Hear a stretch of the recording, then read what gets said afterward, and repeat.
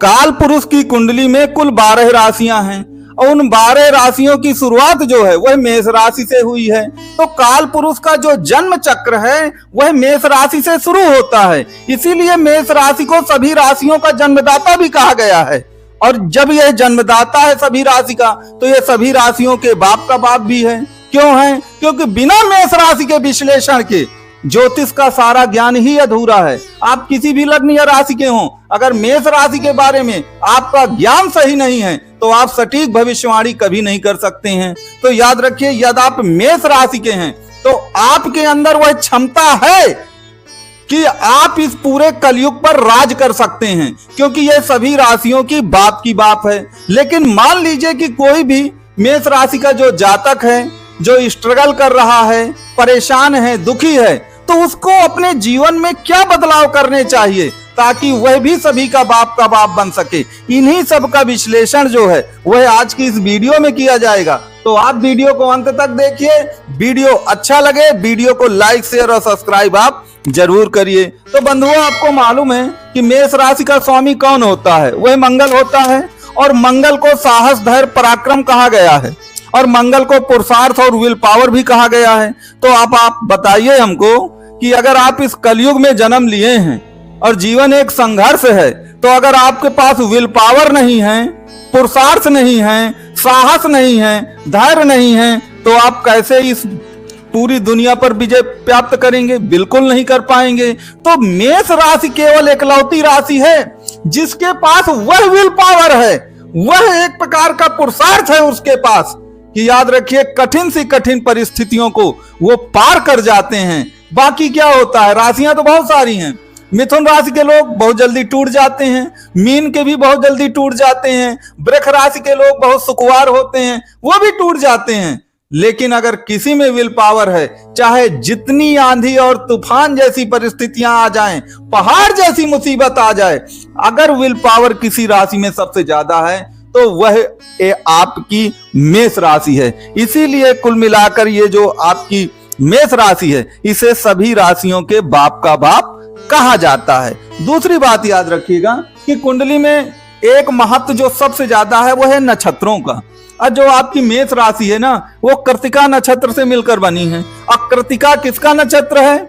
वह सूर्यदेव का नक्षत्र है। और मेष राशि में कौन सा ग्रह उच्च का होता है? वह सूर्यदेव होते हैं। तो याद रखिए जो मेष राशि है वो कॉम्बो है, कहे किसका? मंगल और सूर्य का। तो अब सूर्य क्या है? सूर्य तो राजा है, सूर्य तो राज मुकुट है, सूर्य को निरोगिता का कारक भी कहा गया है, सूर्य को सरकार भी कहा गया है। तो राजा, राज मुकुट और सरकार क्या होता है? ये तो सभी के बाप होते ही हैं। इनसे कौन लड़ेगा? इनसे कौन आंखें मिलाएगा? इनसे कौन बहसबाजी करेगा? इनसे कोई बहसबाजी नहीं कर सकता है।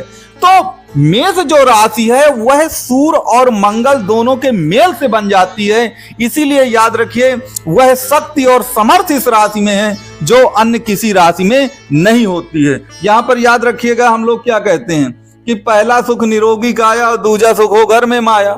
तो निरोगिता के जो कारक हैं ज्योतिष में बताए गए हैं वह सूर्य और मंगल ही हैं।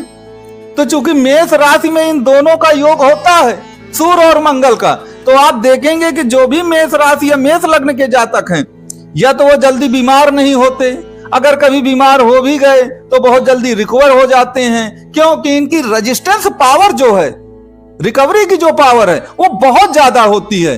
तो यदि आप जीवन में निरोगी रहें, स्वस्थ रहें, तो याद रखिए इससे अच्छा क्या हो सकता है। और तो सबसे ज्यादा स्वास्थ्य वर्धक जो राशि मानी गई है वह आपकी मेष राशि मानी गई है। सबसे ज्यादा निरोगी राशि अगर कोई मानी गई है तो वह आपकी मेष राशि मानी गई है। इसीलिए मेष राशि को सभी राशियों के बाप का बाप कहा जाता है। यहां पर तीसरी बात याद रखिएगा कि मेष राशि एक अग्नि तत्व राशि है और राशियां 3 प्रकार की होती हैं, चर, स्थिर और 2 स्वभाव।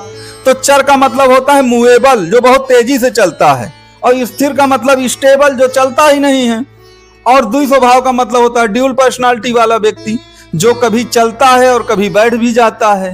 तो जो मेष राशि है ये चर राशि में आती है, मूवेबल राशि में। तो इसकी विशेषता क्या है? देखिए, मूवेबल राशि वो राशि है जो जीवन के सारे जो निर्णय हैं वो बहुत जल्दी जल्दी लोग करते हैं। चाहे गलत निर्णय हो जाए लेकिन निर्णय होगा जरूर। इनडिसीजन की स्थिति कभी नहीं होगी। कभी भी किसी चीज को टरकाना या लटकाना जाए वह मेष राशि में नहीं पाया जाता। जो करना है वह तुरंत करना है और तुरंत डिसीजन लेना है। ऐसा नहीं करना है कि बस सोच रहे हैं यार, सोचते हैं, देखते हैं, ऐसा नहीं होता मेष राशि में। और जो जीवन में सही निर्णय तुरंत करता है, याद रखिए, वही जीवन में सबसे सफल होता है। जो निर्णय करने में देरी करता है, निर्णयों को लटकाता टरकाता रहता है, वह जीवन में कभी बहुत ज्यादा सफल नहीं होता है। तो अगर हमको जीवन में एक बहुत बड़ी सफलता चाहिए तो याद रखिए, वो सबसे बेस्ट जो राशि रहेगी वह एक आपकी मेष राशि रहेगी। अगर मान लीजिए कि आपकी कुंडली में कुछ ऐसा कॉम्बिनेशन बन रहा है, आप मेष राशि के हैं, कि आप बहुत जल्दी डिसीजन नहीं ले पा रहे, केवल इस रेमेडीज को करिए कि जो करना है उसको यस और जो नहीं करना वो नो कह दीजिए। ऐसा नहीं कि हर काम में यस भी है और नो भी है।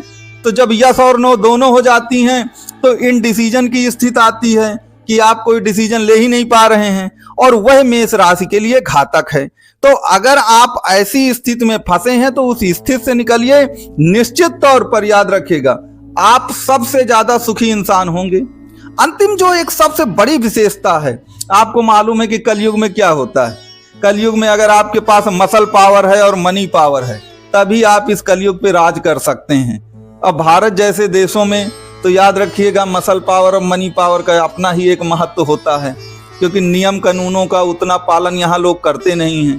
तो एक चीज याद रखिएगा कि मसल पावर जो सबसे ज्यादा है, तन की जो सबसे ज्यादा शक्ति है वह मंगल के पास है, और धन की जो सबसे ज्यादा शक्ति है वो राजा के पास होती है, और राजा तो सूर्य कहलाते हैं। और सूर्य और मंगल दोनों का कॉम्बिनेशन हमने आपको बताया ही कि इस कुंडली में होता है।